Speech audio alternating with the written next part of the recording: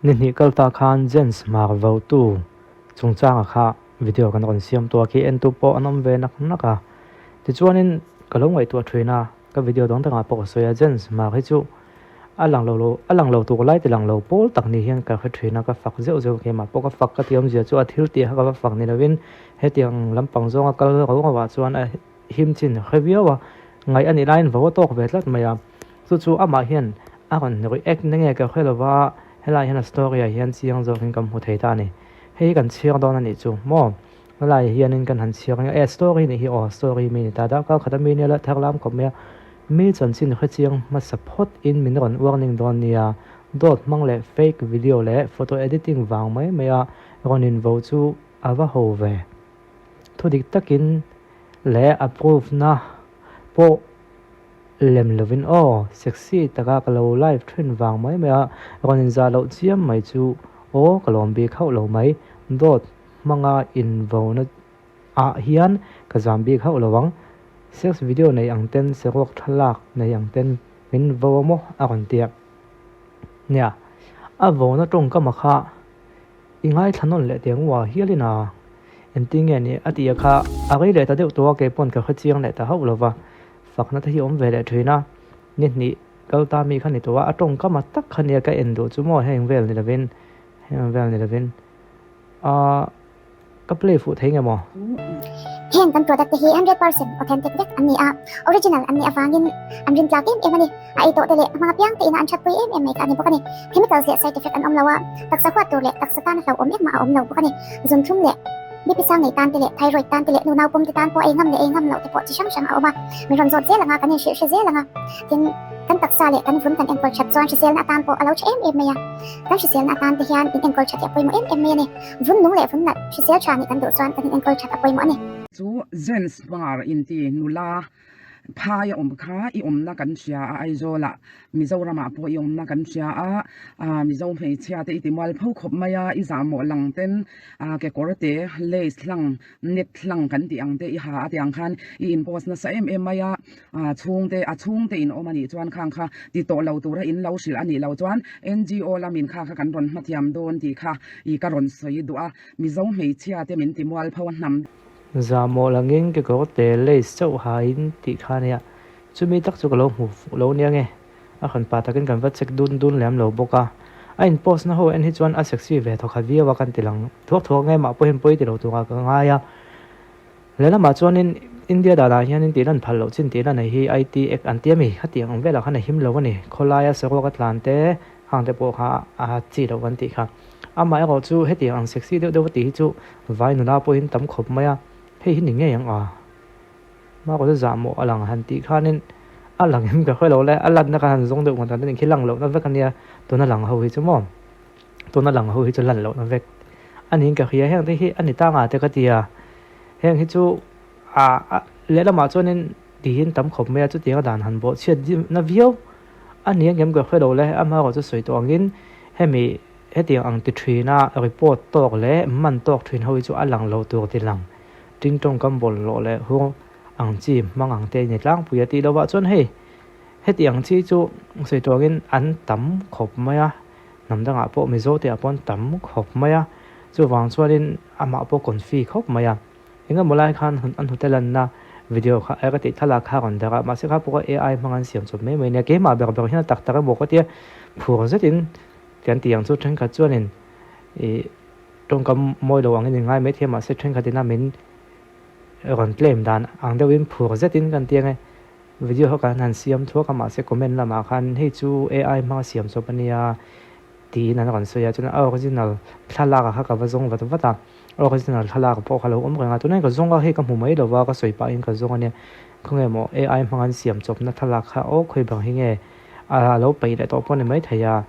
ka mu fu chi lo pon mai thai chu ania heng te te po hian he tiang lam pang deuh hi ni kha thil khia sol pal hi om ve the te na ma a sex video ada tian soi chiam po kha ama ani khan pa lem lova khang te po kha than kha chana ma mo ti tluan tling ta te po kha an om ve thoi thei tho mai thein lo om ve le tho mai thei thil hi am ming chiat na lai chin khria ta a soi fiat na le a thu dik zo khriat lo hi thilom ve thei deuh mai nia enga molaya jens ma sex video ten ron sei da chiam po ka ama ni khan palem lova a full video kha then khatin en tu kan lo ne ya a full video kan han en chona ma khalo ni lem lova ama an deuh na lai sin lai te khan ka ta tiang khanin ti khalo om thina chung vel neu chu lo ni ya a kon fi khop mai a kon fi ko tiam ja chu a nge nang a kon la thau lo khop mai a chan chu ka thil ti china hin ka a him to ning ka khia a kon ti ve tat mai ni chu an thu la ra be chu nia nia am hapun ko soi thrin ani hi awang ani nan ta ka chon teu hi chu oma ma se teu han ti me tiang le chau ti vel te po khomon chu lang kan tak lan to kha ama ko chu han lang thak emo alive na pon ta se live video screenshot screen record li kau te po hi tama li kau ti me tai da da te po atama li kau ti chu tong kam moi lo nge ma se han lang sa ta hi chu awang ve khop mai chu mi ni wa kon fi em te po ni tu ngai tai la he tiang ang mi pa te mi men tin wam zonga han tiang e ti thina chuna ni hi ala in sum rei theng ang ka khop maya ti khani an noya a story an noi ho hi nge om ji hemi a screenshot na ne mo screenshot na ni him YouTube mi ava mu ava screenshot ni ve nge ang chu ti vel khani ya chu wang chuanin han in vau fu video do dem in vau fu lo video do dem ti chu hunin ala khinang chu ole ni a top khang na ka sei du chu a kham khimen i ale lam pang sai kan soi na lokanga thun kha chuanin he tianga en diam ve mai tur ne he tiang hi chu tiang kha tiang ti pol hinom ve le thina ama jen sma ka soina ne lovin atilang tak ho ne o ka soina tilang tak ho huin tam ve nia tuna po hian tilang tak hre dam lo pakhati a rokin mi puin hual thup kan de dong ngem nyang he tiang lam pang atilang le ngem le tia ngai chan thup hin nei me ka aming chu ka soi do nga kumen za nge ni po ka siang lova kumtling lo te lo ni thau kha ne na boi thak thoina chu nia le lama chuanin mi pui te hian dan bo chiat na le dan bo chiat lo nei kan khre khang chi lo dewa he boi thak na lai chunia thil ho deuh poni se dan bo chiat na nei chuanin an boi tlat zel antenan mizoram minol puin zu hi enga tan bak ma kan ngai lo kan ngai serious lo ma se kan ram dan a zu hi dan bo chiat na ni wangin kan boi puya kan in report a kan in man bang chuang lova a ho we ti na chu a kai don tak lo ti engong mai la kan in man bang chuang lo ni a kai don tak chuang lo tiang ti hi om ziom lo ti hi dan bo chiat na ani engo chuanin rai long ma se ti anga ya tual tha na te pong sul na te tin thil ruk te po hi khovelom chung hen ti ka ama a kai don to chuang lo